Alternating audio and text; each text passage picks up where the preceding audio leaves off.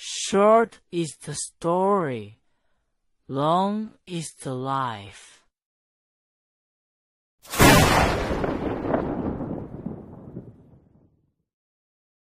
Wukong's archive presents China Urban Legends, the Zhuge Bagua Village. In the spring of 1993, the province organized a cultural relics review. I was with the provincial surveying and mapping team, 27 years old, and went into Zhuge Village in Lanxi following Old Fang from the County Cultural Center. The task was to draw, register, and catalogue the old houses in the village. Whether the place would later be designated a protected cultural site depended entirely on what we gathered this trip. Old Fang's name was Fang Shoren. He was a Lanxi local, 56 years old, and had worked at the County Cultural Center for 28 years.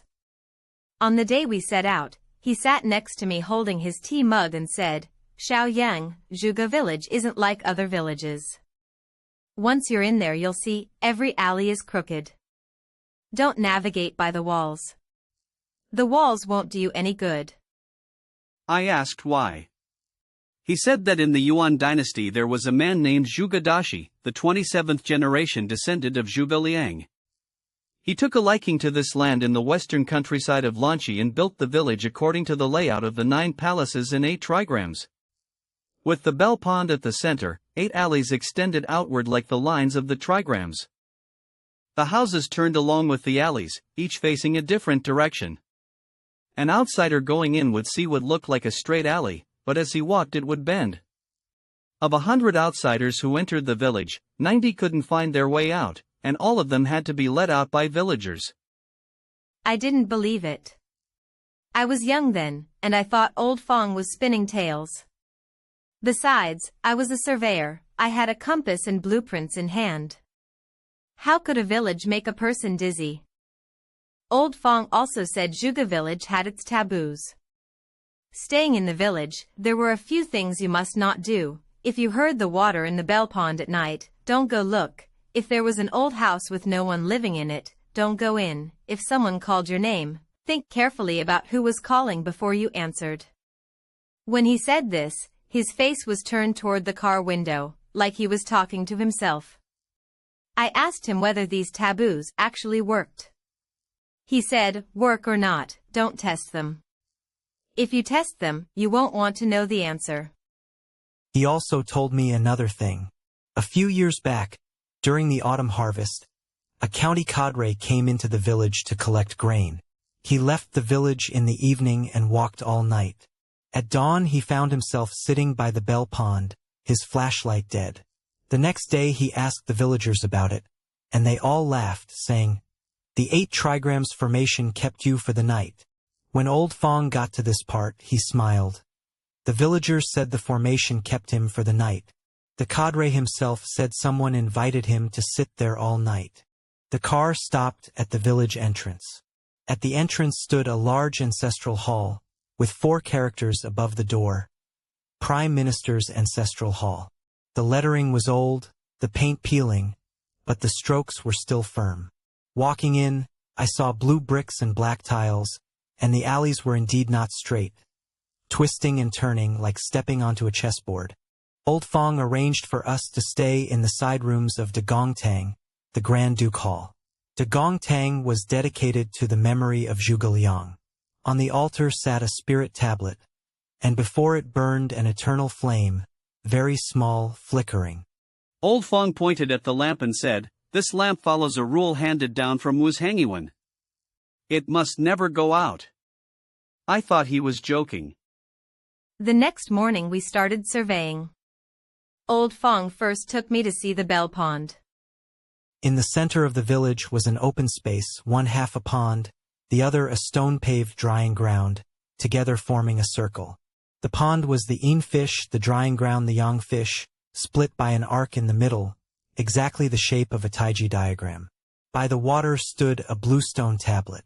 The tablet was new, but the writing was old, carved with the 2 characters Bell Pond. Old Fang said the bell pond was the heart of the village. It was dug the year the village was founded, and the digging took 3 years. The water covered half an acre, never too dry, never flooding. In years of great drought, when ponds elsewhere went down to the bottom, the water in Bell Pond stayed full. Legend had it that the bottom of the pond connected to the earth vein. When the earth vein moved, the water turned muddy. When the water turned muddy, something would happen to the village. That was why no one had ever dared to dredge the mud from Bell Pond. I said, if you don't dredge the mud, won't the pond silt up flat? Old Fang said it never silted up. Strange to say, year after year leaves fell in, rainwater washed in, yet the mud at the bottom never seemed to grow in 100 years. The old folks said the mud was eaten by the earth vein. I asked Old Fang why the pool was called Bell Pond. He said the elders said the shape of the pool was like an upside-down bell, so it was called Bell Pond. There was another story. A bronze bell lay capped over the bottom, a talisman buried the year the village was founded, to keep the earth vein down. One year a big flood came, and the water spread over the drying ground. In the middle of the night someone heard a deep hum from the bottom, like a bell sounding, and the next day the water receded. I asked him if he believed it. He said, whether you believe it or not, the Bell Pond has never gone dry. That's enough. At the edge of the drying ground stood a wooden pole, and on the pole hung an old flag that went flap-flap in the wind. Old Fang said, that's the village's bell, the bell of Bell Pond. In ancient times the village had no bell tower, so they set up this pole, and the flag's sound told the hour. Later a bell tower was built, but the pole still stood, and no one dared to pull it out. I asked why. He said the old folks said that with this pole standing, the chi of Bell Pond could gather. If it were pulled out, the chi would scatter. By the pond, women were washing clothes, and children were scooping up water fleas at the edge. When they saw us coming, they looked up for a moment, then lowered their heads again. The pool water was alive. I crouched down and looked. There were fish under the water, black-backed. With a flick of their tails, they sank into the mud and were gone from sight. Old Fang said those fish were old residents of Bell Pond, older than the oldest person in the village. I asked how old. He said no one knew. Anyway, since my grandfather's time, there had been these few black fish, seen every year, never fewer. That afternoon, I set up the theodolite by the pond. When the sun was dipping west, I saw something dark floating in the pool, clinging to the surface like a rotten leaf. I didn't pay attention. The next day, that dark thing was still in the same spot. The third day, still there. I fished it out with a bamboo pole. It was a piece of charred wood, as long as a palm, one end neat and clean, as if cut off by a knife. Old Fang looked at it for a long while and said, this isn't a branch. This is incense. Who burned incense under the water? I spent 5 days surveying the village, mapping every alley, courtyard, and ancestral hall onto paper. The day I pieced the drawings together, I startled myself. Every house in the whole village, high and low, facing all different directions, fit together to form a perfect 9 grid, 9 squares, with Bell Pond pressing down on the center square, not a hair off. When I set up the theodolite, I noticed something else. Not a single house in the village faced true north-south. Not just a slight tilt either, every home was crooked, each tilting in its own particular way. I walked the alleys with a feng shui compass, and the needle wouldn't hold steady either. It would drift a few degrees as I walked, then swing back. I mentioned this to Old Fang. He said, that's exactly right. The houses of Zhuge Village weren't built facing the sun, they were built facing the hexagrams. Which house faces which trigram position was fixed the day the village was founded. Build on the right position, and your family flourishes. Build crooked, and disaster comes. That's why the people of Zhuge Village haven't moved an inch in hundreds of years. Every elder in the village can recite a rhyme. First palace Can, second palace Kuan, third palace Shun, fourth palace Sun, fifth palace Center, sixth palace Qian, seventh palace Dui, eighth palace Zhen, ninth palace Li. The year Zhuge founded the village, the stakes were driven according to these very positions. Which household faced which way, which alley turned where, all of it was calculated in advance. I also discovered that not a single alley in the village ran straight. The longest one was barely 100-odd paces and made 3 turns. But here's the strange part. Standing at the mouth of an alley, it looked perfectly straight, as if you could see clear to the end. I measured it with a ruler, it was curved. I looked at it with my eyes. It was straight. I told this to Old Fang. He said, "You've got your eyes confused by the hexagram positions. Stand inside the trigram pattern and every alley looks straight. Stand outside it and every alley looks crooked. Outsiders who come to this village just stand in the wrong place." I asked, "What good does that do?" Old Fang smiled and said, "You've stayed 5 days and still haven't walked the night roads, have you?" I said no. He said, "Tonight, walk toward the village entrance. Don't bring a flashlight. Count your steps. When you reach 200, look up and see where you are." That night I actually tried it. The moon was bright. I started from the entrance of the great ancestral hall, heading for the village's edge, following the route I'd memorized in daylight, over the stone bridge around 2 bends. When I reached step 200, I looked up. There was Bell Pond. I had walked steadily toward the outskirts the whole way, my feet never feeling any turn, but after 200 steps, I was standing in the exact center of the village. I thought I'd misremembered the route, so I walked it again. Still Bell Pond. A third time, I slowed down, watching every step, counting each bend as I turned. Same result. I stood at the edge of the pond, my back soaked with sweat. That night, I understood why Old Fang said not to trust walls when finding your way. Walls can turn, and roads can turn too. This village, in daylight, is a village. But once night falls, it turns itself. On the 6th day, Old Fang took me to Tianayatang. Tianayatang was the village's medicine shop, run by the Zhuge family, and it had been open for several hundred years. The shop wasn't big, a row of medicine cabinets reached up to the beam, and the brass rings on the drawers were polished bright. The doctor in attendance was Zhuge Yunting, 74 years old, one of the highest-ranking elders in the whole village. When he measured medicine, he didn't use a scale.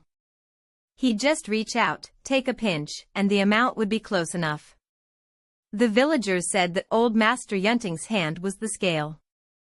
The Zhuge family had a rule passed down from the old generations. If not a good minister, then a good physician. Zhuge Liang had been prime minister all his life, and his descendants, rather than become officials, became doctors. During the Ming and Qing dynasties, people from Zhuge Village carried their medicine loads and traveled far and wide. Half of the medicine shops in Lanxi, Jinhua, and Hangzhou belonged to the Zhuge family. Old Master Yunting spoke of these things in a flat tone, as if talking about someone else's affairs. He said that when he was 17, his family sent him to Wukong in Lanxi City to study medicine. His master's surname was Zhao. On the first day they met, the master didn't ask about his studies, but first had him identify medicines. 300 herbs, one by one, he spent 3 months learning them. Only after he could identify all the herbs did the master teach him to take pulses. The master said, "To know medicine, you must first know people. Medicine is for people to take. If you can't judge people correctly, you can't judge medicines correctly." Old Master Yunting stayed at Wukong for 8 years, then returned to the village to tend Tianayatang. And he tended it for 50 years. He also said that in 8 years of studying medicine, his master taught him only one saying, and he remembered it to this day. Medicine is for the living to eat and also for the dead to see. If the living eat it and do well, that is medical skill. If the dead see it and are pleased, that is hidden virtue. I asked what "for the dead to see" meant. He said, "The medicine set out in the hall is not for people to eat. It's for the ancestors to see. When someone in the family was sick, after getting the medicine, you first set it out overnight, and then the next day you decoct it. Medicine that had been offered was effective. At the end of this, he suddenly asked me, "You're staying at the ancestral hall. You've seen that lamp, haven't you?" I said I had.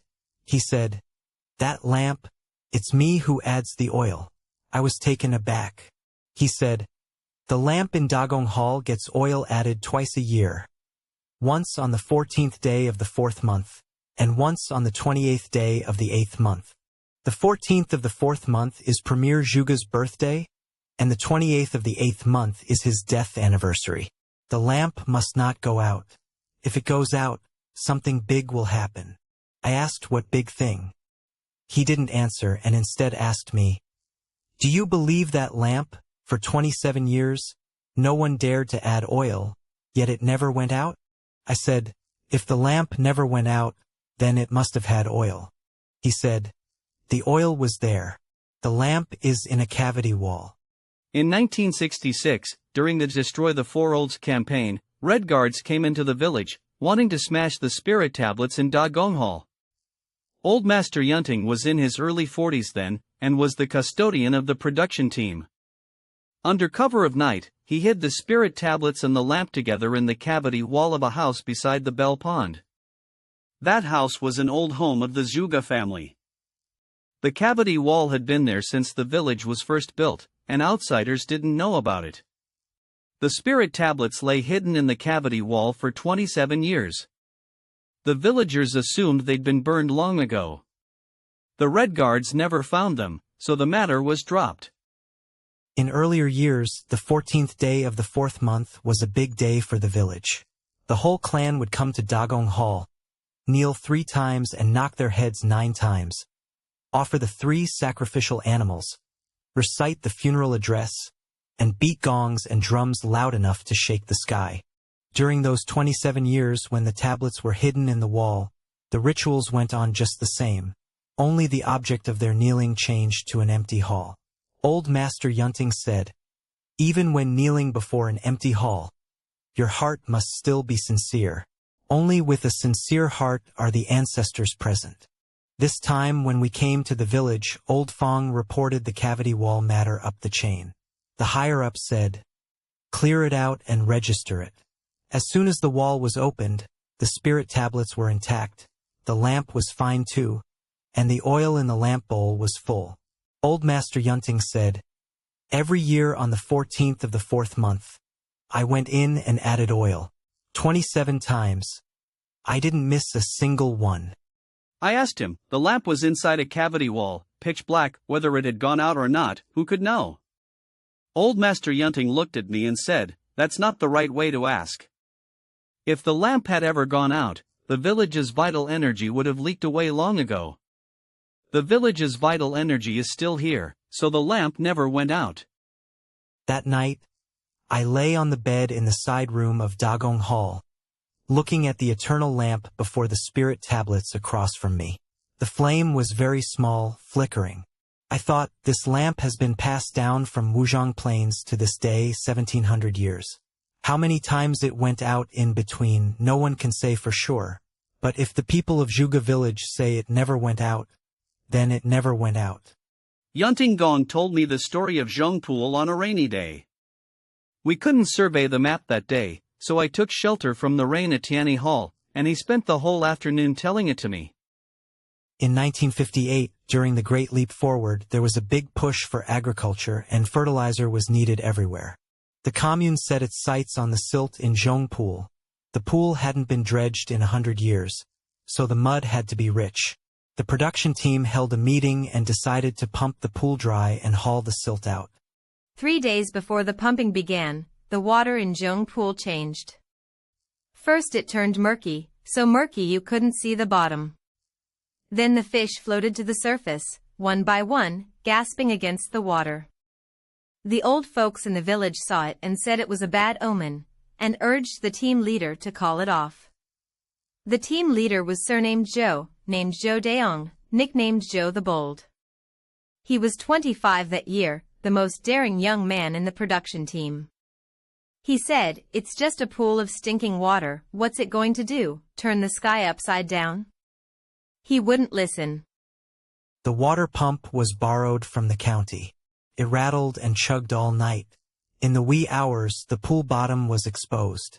The mud at the bottom was black and gleaming. In the deepest part, a ring of blue stone was revealed. It was a well curb, with the well mouth covered by a slab of blue stone. Everyone standing around was stunned. How could there be a well under Zhejiang pool? Someone held a torch up close and saw two characters carved on the well cover. In those days, not many people could read. One accountant recognized them and read them out. Great Lion. The moment he read those two words, the crowd fell silent for a beat. Then everyone heard it, from under the well, a thud sound. Like someone, inside the well, knocking on the well wall with a fist. Yunting Gong said he still remembers that sound to this day. It wasn't an echo, wasn't the sound of water, it was a solid knocking, coming up from underground. It knocked once, paused a while, then knocked again. Knock after knock, unhurried, like something down there was counting something, and for each count, it knocked once.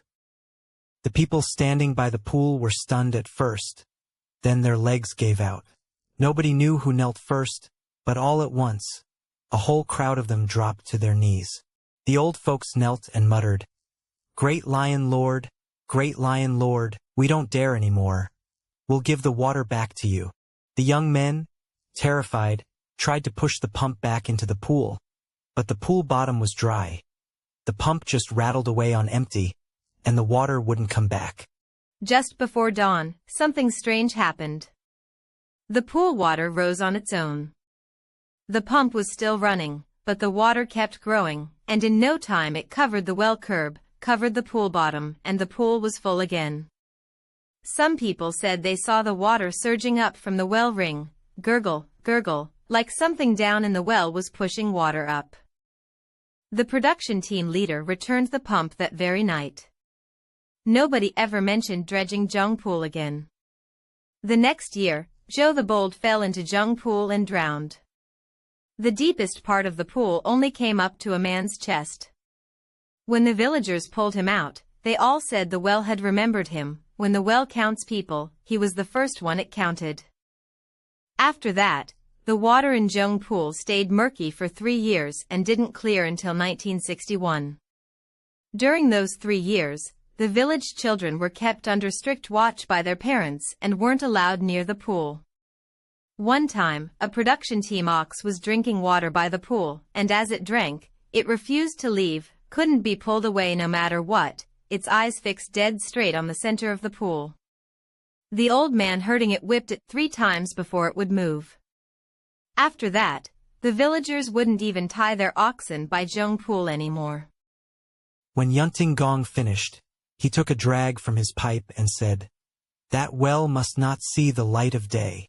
Once it sees the sky, it starts counting people. When it counts enough, the door opens.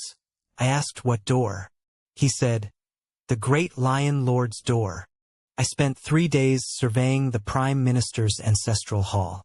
The hall was an old Ming Dynasty building, with beams and pillars so thick that 2 people together couldn't wrap their arms around them. Beneath the eaves, the bracket arches were stacked layer upon layer, the wood black with a sheen to it. When I shone my flashlight at the brackets, I saw, on the side of the innermost one, a line of small characters. The carving was shallow, and after so many years and so much smoke, it was almost invisible. I moved close to make them out. 5 characters. Lord Dashu planted this with his own hand. That bracket was the oldest piece of timber in the whole hall. In other words, the Prime Minister's ancestral hall was built by Zhuge Dashu himself. I took this discovery to Old Fang. Old Fang said, Everyone in the village knew about it, but nobody thought anything of it. 3 words, Lord Dashu, were nothing rare in Zhuge Village. The stele at Bell Pool, the plaque at Dagong Hall, the first page of the genealogy, all of them were his. I lived in Dagong Hall every day, yet I had never looked at it closely. That afternoon I stood in the hall and studied it for a long while. On the hall hung a plaque, black background with gold characters, reading Marquis Zhongwu. The spirit tablet was a black ebony board, carved with spirit tablet of Zhuge Liang, Prime Minister of Han, Marquis of Wuxiang, the characters traced in gold, most of the gold dust worn away, but the strokes still bright. In front of the tablet, that lamp sat right in the middle of the offering table. The bowl was bronze, its rim polished to a shine. Old Fang said, through Zhuge Liang's whole life, the Longzhong plan, the memorial on dispatching the troops, the 6 expeditions out of Qishan, he finally died at Wuzhangyiwen. Legend has it that before his death, he set up a 7-star lamp in his army tent, wanting to borrow the lamp's flame to extend his life. When Wei Yan stepped on the lamp and put it out, his life could not be extended. Ever since then, the Zhuge family, whenever they worship the prime minister, light a long burning lamp, generation after generation, keeping it lit for him. As long as the lamp burns, people consider the prime minister still there. I asked Old Fang whether this story was true. Old Fang said, nobody ever researched whether it was true or false anyway, the people of Zhuge Village believed it.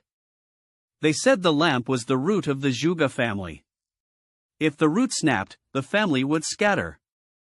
That night, Old Fang borrowed the genealogy kept in the village. It was a volume revised during the Guangxu reign, thread-bound, the paper so brittle you didn't dare turn the pages. On the first page it read, Founding ancestor Lord Dashu, given name Dashu, 27th generation descendant of Lord Zhuge Liang. At the end of the Yuan dynasty, he moved from the town of Lanxi to the western countryside, surveyed the land and built the village, set the foundation by the 9 palaces and 8 trigrams, dug Bell Pool as the heart, and led the earth's vein into the well. If the well does not dry, the village will not scatter. If the well does not dry, the village will not scatter. I recited these 6 words and thought of what Lord Yunting had said about the pumping water. Old Fang said beside me, look at this record. When the village was built, there was a well beneath Bell Pool. The well connects to the earth's vein. As long as the earth's vein is there, the village's qi is there. I asked again, in the genealogy, when did Lord Dashu die, and where was he buried? Old Fang flipped a few pages. Nothing. He flipped again. Still nothing. The genealogy recorded how Zhuge Dashu built the village and the names of several of his sons, but it had no date of his death, no tomb for him. Old Fang said, I find it strange too. The old folks say Lord Dashu's tomb is neither inside the village nor outside it. Some say he died, others say he didn't, that he went back to Chengdu. I said, so Zhuge Liang's family is in Chengdu? Old Fang said, the Wuhou shrine, of course. For the Zhuge family, even in death they still think of returning to Chengdu. But if Lord Dashu had gone back to Chengdu, why would the village still keep his portrait enshrined? I asked what portrait. Old Fang said, one hangs in Yangmu Hall, said to be a likeness of Lord Dashu. Go take a look tomorrow. It's in the east of the village. I made note of the name Yangmu Hall. That night I tossed and turned and couldn't sleep. All that filled my mind were the 6 words from the genealogy, if the well does not dry, the village will not scatter. The next day, at dusk, after knocking off work, I headed east through the village to look for Yongmu Hall. The sun had already gone down, but the sky was still light. I followed the route I'd memorized from my daytime surveying, crossed a small stone bridge, and turned into an alleyway. The alley was narrower than I'd expected. High walls rose on both sides, the pine leaks on the coping black and thick in the dusk. After about 200 paces, something felt wrong. I was pretty sure I hadn't drawn this alley during the day. I stopped and turned to go back, but when I looked behind me, there were only walls there too. The alley had bent around a corner, and I couldn't see the opening. I hesitated, then thought to myself, just keep going. Once I reach the end of the alley, I'll hit the main road.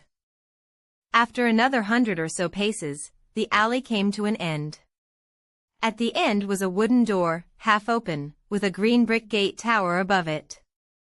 There were characters carved into the lintel, but the light was too dim to make them out. A little light leaked through the door crack, a murky yellow, like the glow of an oil lamp. I figured it was somebody's house.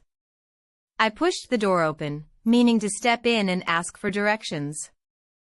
My hand was on the door knocker when a chill suddenly ran through me. The knocker was iron, and it felt ice-cold, far too cold for a May day. I stood at the doorway, hesitating. The light through the crack was warm, and a faint scent of sandalwood drifted out. In the end, I pushed the door open anyway. Inside was a small courtyard paved with blue stone. In one corner stood a water vat, full to the brim, with a single lotus leaf floating on the surface. Directly across from the courtyard, the main hall's doors stood open. At the center of the hall hung a portrait. It showed an old man in a Ming-style rich man's robe, spare features, a wispy long beard on his chin, seated upright, his eyes staring straight out through the door. The scroll was old, the silk backing yellowed, but the colors in the painting were still bright and vivid, as if they'd been done just yesterday. On the altar below sat an oil lamp with a freshly trimmed wick, its flame burning steady. In front of the altar, there wasn't a speck of dust. I stood in the courtyard and didn't dare step into the hall. There was something in the portrait's brow and eyes that resembled the statue of Zhuge Liang enshrined in Dagong Hall. But Dagong Hall's figure was a chancellor, wearing a ceremonial cap. This portrait showed him in plain clothes. Old Fang's words suddenly surfaced in my mind. Why does the village keep putting up his portrait again? I backed out the door, closed it behind me, and hurried back the way I came. After just 2 steps, something made me glance back over my shoulder. The light in the gate tower dimmed for a moment, then brightened again, as if someone had been standing behind the door, blocking the lamp for an instant. I didn't dare look again. I took off at a fast walk. After 100 paces, the alley turned. After another 100, I was out of the mouth of the alley, and there in front of me was Zhejiang Pond. I stood at its edge. Moonlight fell on the water, half bright, half dark. Once again, I had clearly been heading east, and yet I'd walked back to the center of the village. The next day, I deliberately went looking for that green brick gate tower. I walked every alley in the east part of the village, one by one. There was no half-open door, no such gate tower. I did find Yongmu Hall. It was locked, and the lock was rusted solid. I asked the villagers who had the key. They said no one lived in the hall. The key was with Yunting Gong. I suddenly thought of that portrait again. I wanted to ask him about it, but I couldn't figure out how to bring it up. In the afternoon, I went to Tianyi Hall. Yunting Gong was grinding medicine. Without looking up, he said, "You got lost again?" I said, "Last night I saw a residence east of the village with a blue brick gate tower. The door was ajar. In the main hall there was a portrait enshrined, resembling Dashi Gong." Yunting Gong's hand stopped. He slowly put down the medicine grinder and looked at me. "Did you go inside?" I said no, I just stood for a while in the courtyard. He let out a breath of relief and resumed grinding medicine. "Don't go looking for that house again. You won't find it." I said, how could I not find it? I clearly remembered the way. He said, the road you remember is the one it let you remember. If it doesn't let you find it, you won't find it. I asked him what that house was. He was silent for a long time, then said, it was Dashi Gong's house. It was built the year the village was founded, the earliest room in the village. After Dashi Gong died. He paused there, then changed his words. After Dashi Gong left, the house was empty. During the Republic of China era, someone moved in and lived there, but less than a year later moved out, saying that at night there were footsteps in the main hall, like someone pacing back and forth until dawn. After that, no one dared to live there anymore. In the 50s, descendants of the house moved to Jiangxi. The door was locked, and it was never opened again. I said, but I clearly saw the door ajar, and a lamp lit in the main hall. Yunting Gong said, the lamp was lit by itself. If you go again, don't push the door open. The things inside the door are not meant for you to see. My heart felt uneasy. I asked again, is the person in the portrait really Dashi Gong? Yunting Gong did not answer. After a long while, he said one sentence. Dashi Gong did not die. All the old folks in the village know that he has been waiting all along. Waiting for that well beneath Zhongqi to see the light of day again. When the well runs dry, he leaves.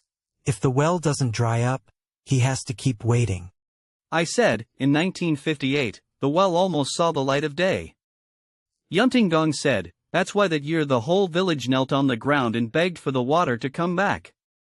The water came back, so the well remained underground. Dashi Gong is still waiting. I asked him, until when will this waiting end? Yunting Gong looked at me and said, wait until the well dries up on its own. When the earth vein is exhausted, the well will dry up. Once the well dries up, the village will disperse. The people of the Zhuge family won't need to keep guarding anymore. He got up to add tea, then sat back down and suddenly said, the medicine cabinet at Tianyi Hall, the bottommost drawer, is locked. You saw it, right? I said I saw it. The lock was an old-style brass lock. Rusted. He said, that drawer has been locked since my grandfather's generation. It's opened only once a year, on the 14th day of the 4th lunar month. I don't know what's inside. My grandfather said he didn't know either. The words passed down from his grandfather. When the drawer opens by itself, there's no need to lock it anymore. I asked him when the drawer would open by itself. He said, when no one is left in the village. That day when I went down the mountain, I turned back and looked at Tianyi Hall. Yunting Gong stood at the doorway, closing the door. The setting sun stretched his shadow very long, dragging all the way into the alley. Suddenly I felt that what he was guarding seemed to be more than just a medicine shop. Uncle Wang was the caretaker of the ancestral hall. Zhuge Wang, 68 that year, hard of hearing, with a voice that carried. He held the keys to the hall. Every day when I went to survey and draw, he'd be sitting on the threshold smoking his pipe. He'd tap the pipe bowl, tell a bit, tap it again, tell some more. Once we got familiar, he liked telling me old stories. The one he told most often was about 1942. That year, May came early with the heat. First word came that the Japanese had reached the county seat, half the shops in Lanxi town had shut their doors. Then word spread that they were coming to the countryside to seize grain. The villagers panicked for a few days, burying their valuables in the vegetable plots. Uncle Wang said his father had just turned 30 then, the fastest runner in the village, and everyone watched him for a sign of what to do. One day in May, a squad of Japanese soldiers came up from the county, following the main road, then turned off toward Zhuge Village. The villagers were terrified, dragging their children and elderly up into the hills. But after the soldiers entered the village, they chased a few old folks who hadn't gotten away into an alley, and chased them right out of sight. Uncle Wang said his father was hiding in a straw pile by Bell Pond at the time, and watched it clearly. The soldiers wandered through the alleys for an entire afternoon. It was plainly a straight lane. They'd walk in, come out the other end, and when they came out, it was the same lane again. The officer in charge unfolded a map and puzzled over it, then headed east, and before long he was back at Bell Pond. Near dusk, the squad left through the north edge of the village, all of them dusty and worn out, like they'd walked 800 li out of the way. That year, not one person in Zhuge Village died. The neighboring villages all suffered. The village elders said the 8 Trigrams formation had shown its power. The village Zhuge built might have no other claim to fame, but making people who shouldn't be there lose their way, that it could do. When Uncle Wang got to this point, he lowered his voice. There's one more thing, only my father ever told me. Don't go repeating it. I said I wouldn't. He said, when that squad left the village, my father counted. 37 men went in. 38 came out. 1 extra. The extra one walked at the very back, wearing a blue cloth front button jacket, not speaking a word to anyone. None of those Japanese soldiers noticed a thing. A chill ran down my spine. I said, so the extra one, it went out with them? Uncle Wang said, My father said that man in the blue cloth jacket had the stride of someone leading the way. Those soldiers were led out by him. Where they went after leaving the village, nobody knows. I asked, let out to do what? Uncle Wang took a drag on his pipe. The old folks said, when something that shouldn't stay in the village has its time come, it has to be sent out. Sending it out is how the village dodges disaster. That squad was meant to come in and burn, kill, and loot, but instead they got led away, and not one of them ever came back. You tell me, was it let out by mistake, or let out just right? I said nothing. That night, lying in the side room of the grand public hall, I listened to the wind outside, and suddenly thought of that blue brick gate tower. The portrait inside the tower sat bolt upright, its eyes looking out beyond the door. Was what it was looking at this direction, toward the village? And who was it waiting for? In the county archive room, Old Fang found the Lanxi County Gazetteer from the Guangxu era. He deliberately turned to the atlas page and pointed it out to me. In the western countryside of Lanxi, a village was drawn. All the other villages were squares. Only Zhuge Village was drawn as a circle. Beside the circle were 4 characters. Zhuge Maze. I said, the gazetteer calls it a maze? Old Fang said, right. The gentleman who compiled the gazetteer probably got turned around by this village too. He also read me a passage from the gazetteer about Zhuge Village, the lanes and roads wind and twist, the houses crowd one against another like teeth of a comb. Those who enter often lose their way. As the elders have passed it down, the village was built on the pattern of the 9 palaces and 8 trigrams. The gate of life is at the pond, the gate of death is at the well. Gate of life at the pond, gate of death at the well. Hearing those 2 lines, my heart skipped a beat. Bell Pond, the well, the great lion lord, the draining of 1958. These few sentences in the gazetteer seemed to string together everything the village elders had said. Old Fang explained it in plain language.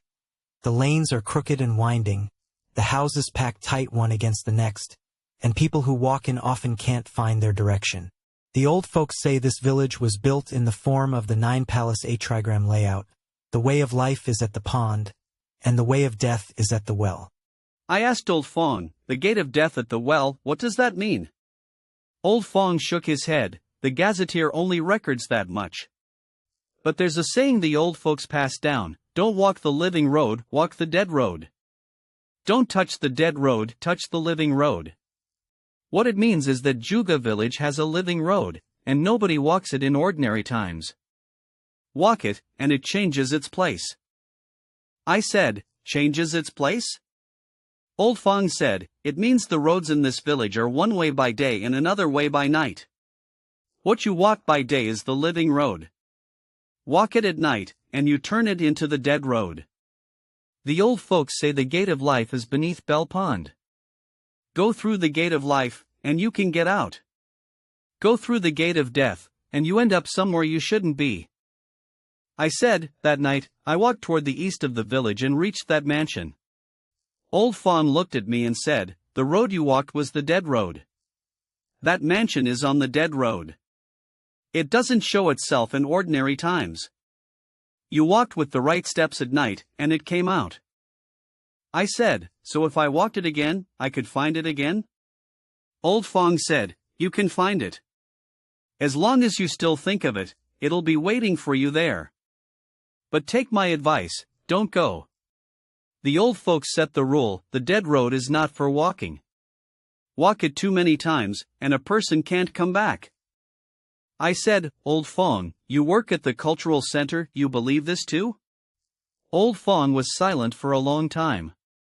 Finally he said, I've worked at the cultural center for 28 years and come to Zhuge Village no fewer than 30 times.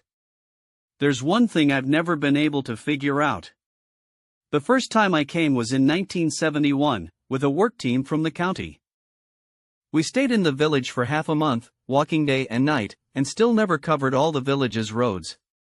There was one area you simply couldn't get to, no matter how you walked.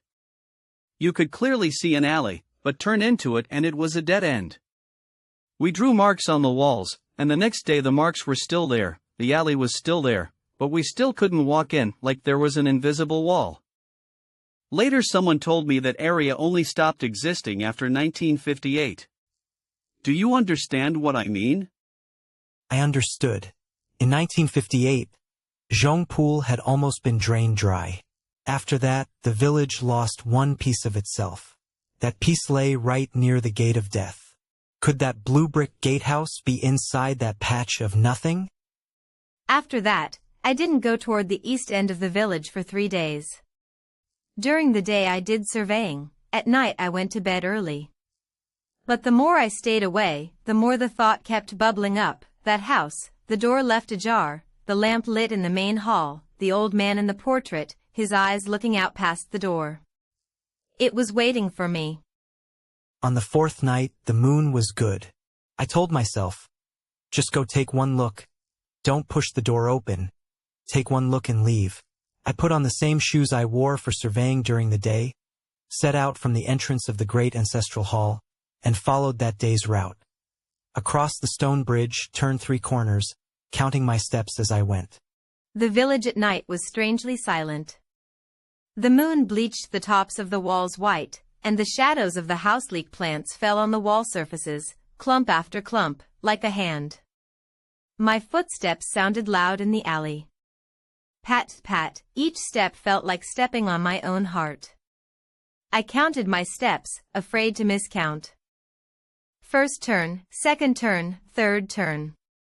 The alley did indeed narrow again. When I reached the 280th step, at the end of the alley, that blue brick gatehouse appeared once more. The door, still left ajar. The light through the door crack, still that murky yellow. I didn't push the door. I stood outside the gatehouse and heard a sound from the main hall. It was a very soft voice speaking, like someone reading something aloud. I held my breath and listened sideways. The voice was intermittent, muffled by the door, hard to make out clearly. I only caught a few words. Be still to cultivate oneself. Be frugal to nurture virtue. The hair on my whole body stood up. This was the letter of admonition to my son, the Zhuge family's household precept. I had memorized it as a child. All the children in the village could recite it. I stood at the door, not daring to move. The person in the main hall finished one recitation, paused, then started from the beginning again. The conduct of a man of noble character, be still to cultivate oneself, be frugal to nurture virtue. Without detachment one cannot clarify one's aspirations, without tranquility one cannot reach far. The voice was very old, very soft, like someone sitting there, reciting for 1,000 years. Strange thing was, the voice sounded distant, yet it also seemed pressed right against the ear. It sounded aged, yet every word was crisp and clear, each one delivered straight into my ears. Slowly, step by step, I backed away. When I reached the mouth of the alley, I turned and walked quickly. I didn't stop until I reached the bell pool. I leaned against the stone steel by the pool, gasping for air. The moon shone on the pool water, the surface as flat as a mirror. Suddenly I saw, deep in the pool, a glimmer of light. It flickered once, then vanished. Like a lamp, under the water, blown by a wind. That night, I had a dream. I dreamed I was standing inside that blue brick gatehouse. In the center of the main hall, that portrait still hung. The old man in the portrait slowly turned his head and looked at me. He said, "Are you here to add oil?" I said no. He said, "Then go back.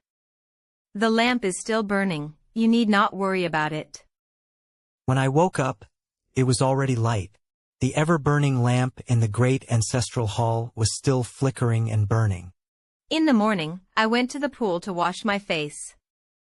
On the stone slabs by the pool there was a ring of wet marks, perfectly round, as if someone had squatted there washing their hands, the water not yet dry. But that morning, I was the first person to come to the pool. I told Yunting everything that had happened that night, exactly as it was. When I got to the part about the Jie Shu, the admonition to my son Yunting was measuring out herbs. His hand stopped midair and hung there for a long time before it came down. He said, "So you heard it?" I said I had. He put down the herbs, sat down behind the counter, and smoked a pipe of tobacco. Then he said, "You're an honest man, so I won't hide it from you. That house really did belong to Dashi Gong. The portrait in the main hall was his too. What the older generation passed down is this: Dashi Gong never left. The year he built the village, he left himself here, guarding that well. As long as the well is there, he's there. If the well goes dry, he leaves." I said, "Why would he guard it?" Yunting Gong said, "You've read the genealogy. It says the earth vein was drawn into the well. If the well never dries, the village never scatters. This village was built on the earth vein. When the vein thrives, the village thrives. If the vein snaps, the village is finished." Dashi Gong pressed himself down onto that well, and that's how he pressed down the earth vein. He can't leave. I asked him, "So he's been reciting the Jie Zishu all this time?"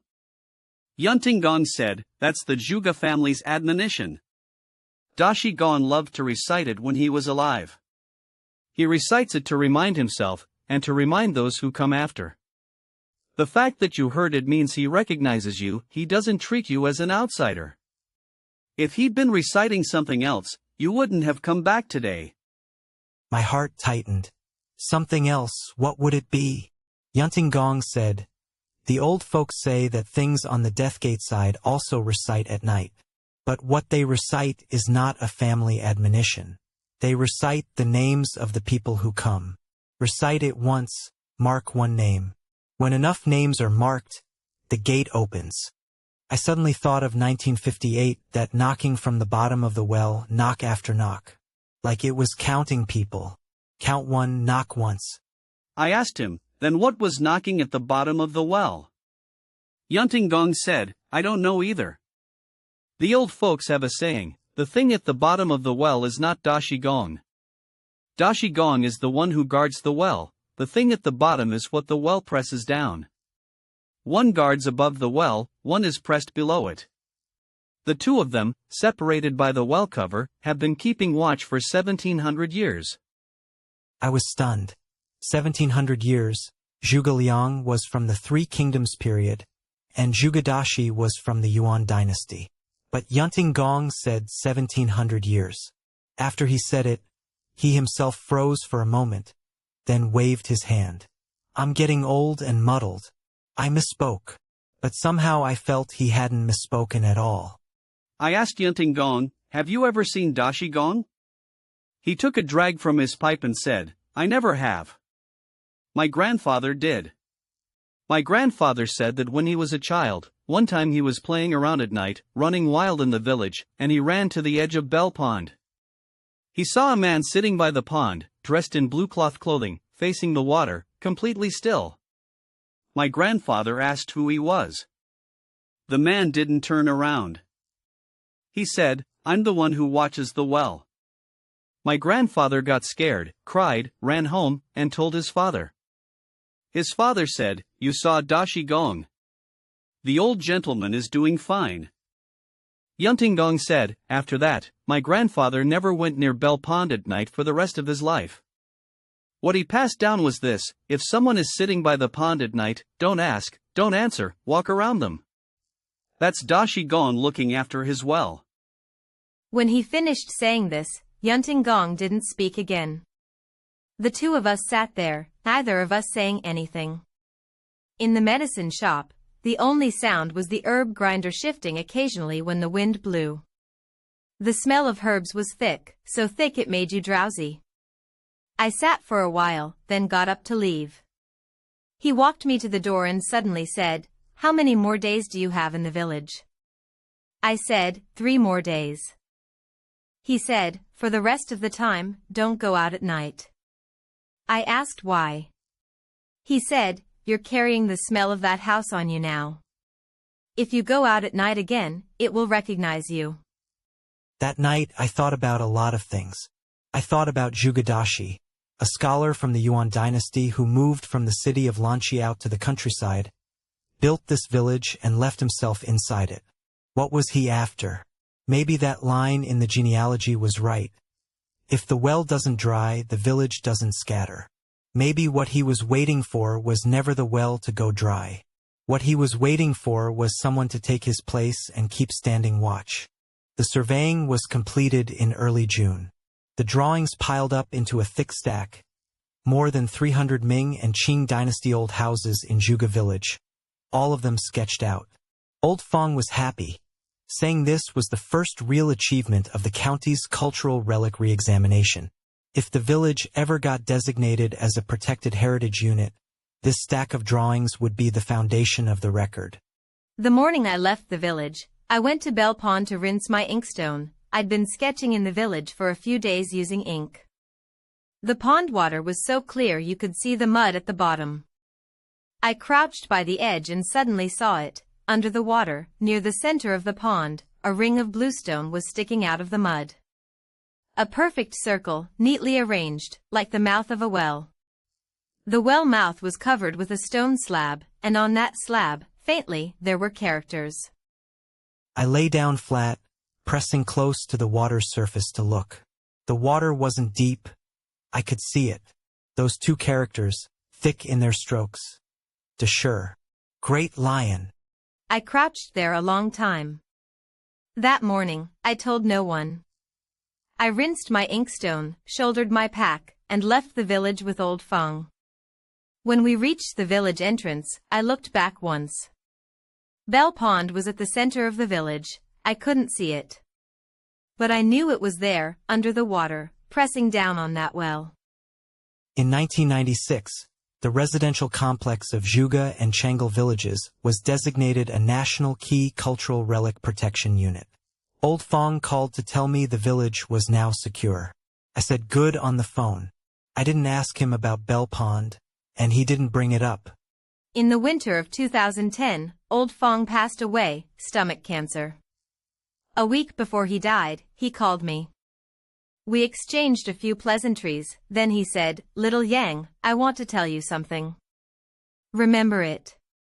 I said, "Go ahead." He said, "That well under Bell Pond, you saw it, didn't you? That morning, you crouched by the pond for half a day. I saw you." I froze. He said, "Don't tell anyone. If the well dries up, the village scatters. Lord Great Lion hasn't finished his watch yet. He has to guard until the last member of the Zhuge family leaves the village, only then is his duty done." There was a pause on the line, then he said, "This past half year, I keep having dreams. Dreaming of that well. Someone's knocking on the well wall from the bottom, 7 knocks, a pause, then 7 more.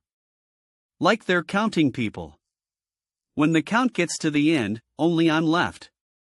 I hung up and sat for a long time. That winter, I went to Zhuge Village again. At the village entrance stood a new sign reading, Zhuge Bagua Village Tourist Area. Tourists were taking photos by Bell Pond. A tour guide holding a little flag was telling the story of the village, the 9 palaces and 8 trigrams, Zhuge Dashuan. What she said was exactly what Old Fang had said back then, but listening to her, I felt she was talking about a different village. At the village entrance I met an old man and asked whether Master Yunting of Tianyi Hall was still around. He said, "Master Yunting left 2 years ago, at 91. The night before he passed, he still topped up the lamp oil." I asked about Tianyi Hall. He said, "The pharmacy's still there, his grandson sits in the consultation room. The bottom drawer of the medicine cabinet is still locked. The eternal lamp of Dugong Hall was still burning." The villagers said that ever since the lamp was brought out from the hollow wall, it had never gone out. I stood by the pond, looking at the water. The water was still clear. In the mud at the bottom, that ring of bluestone was still there, the well mouth covered by a stone slab, the characters on the slab faintly visible through the water. I crouched down, looked for a long time, and said nothing. The next spring, I received a letter sent from Lanxi, with no signature. The letter contained only one line, "The lamp is still burning. You don't need to come back."